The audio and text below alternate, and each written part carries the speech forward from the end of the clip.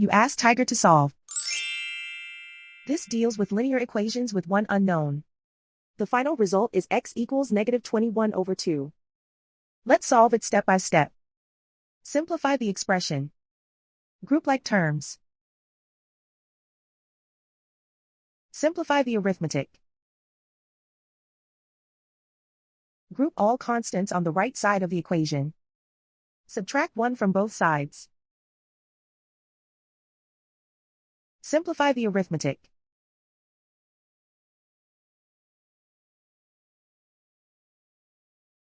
Isolate the x. Divide both sides by 2.